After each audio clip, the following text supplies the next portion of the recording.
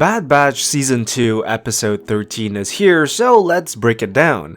We kick off the episode in a grimy cantina where we can see Omega sitting next to Phee, the treasure hunter, negotiating with a man by the name of Lanse Crowder. Sitting right behind them is Hunter himself, and Crowder offers her a drink which is clearly poisoned. Crowder then tries to kill Phee by releasing some sort of worm, and that right there is likely a Kouhun, a venomous arthropod from the planet Indoumodo, and was first seen in the Attack of the Clones when Zam Wesell tried to kill Padme. A Bith tries to steal Hunter's credits, and Hunter then saves Phee from the worm.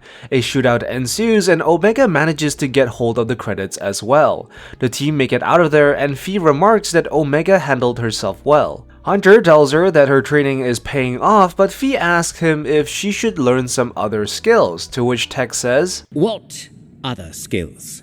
And if you ask me, that sounded very defensive coming from Tech, which could be caused by him growing closer and coming to care more for Omega over the past few episodes. Sid sends a transmission, and we learn that the crew hasn't been in contact with Sid for quite some time, specifically 20 rotations, meaning that it has been almost a month since the encounter with the Zillo Beasts. Sid, clearly angry, essentially threatens the Bad Batch with revealing their identities and situation if they don't continue to work for her, potentially putting them in trouble with the Empire. And the static and poor connection of the transmission at times makes her voice slightly more menacing, adding to the message that she really isn't playing around and most definitely cannot be trusted. Phee then tells them to follow her, giving them some new coordinates. The Bad Batch arrive on Pabu, an entirely new planet, and Phee shows them the Archeum, where she stores her artifacts. We then learn that Pabu is made up of refugees and that Phee has been collecting and finding treasures valuable to their respective cultures. We are also introduced to Shep Hazard and Liana, and we are also then told that Phee has never brought any friends to Pabu before, prompting Hunter to ask why she brought them. And the reason for this is probably the fact that as much as the Bad Batch are mercenaries, they are also refugees, forced to flee from their destroyed homeworld and stay hidden from an empire that seeks to get rid of them, which is why Phee probably thought it appropriate to bring them to Pabu in the first place. The team is invited for dinner, and we begin to see a blossoming relationship between Phee and Tech. We then get to see some monkey-like creatures, and these are called muños. Shep tells Hunter that Pabu offers a clean slate and offers a great place to raise a child. And it's pretty interesting that as a father, he's able to recognize Hunter as Omega's father, which goes to show what a long way Omega and Hunter's relationship has developed, making it clear to others around them of how close they are. The group has dinner, which really just looks like Star Wars sushi, which makes a lot of sense given that the island city's biggest resource is likely to be fish. Liana offers Omega a trip out with the boat to see the sunset, and we also see Wrecker the happiest he has been. And if you take a moment to look at the entire team, this is probably the happiest they have been throughout this entire season, with Tech developing a romantic relationship with Phee, Wrecker content, Omega having found a friend, and Hunter possibly considering this as a place to settle down. It really is a heartwarming sight, and much needed for a team constantly on the run.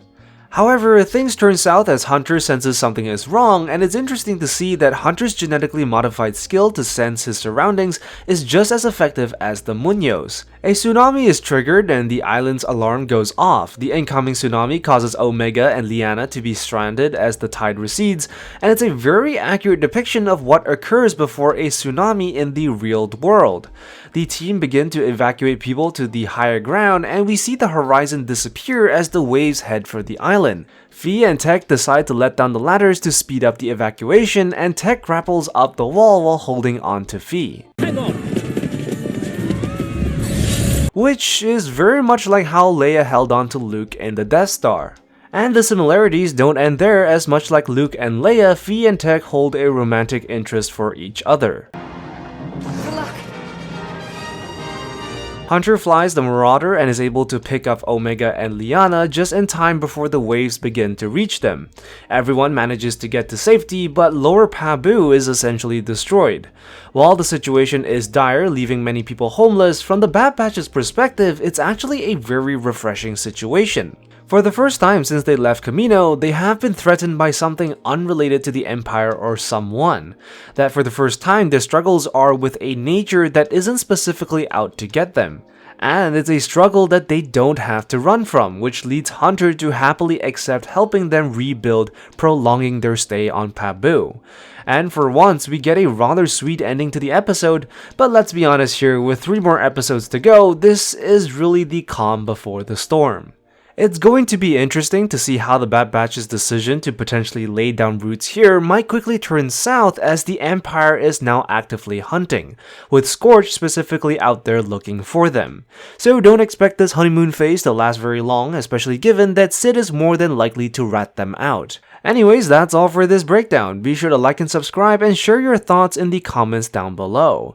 I will see you in the next video. As always, I am the Lost Acolyte, and I have spoken.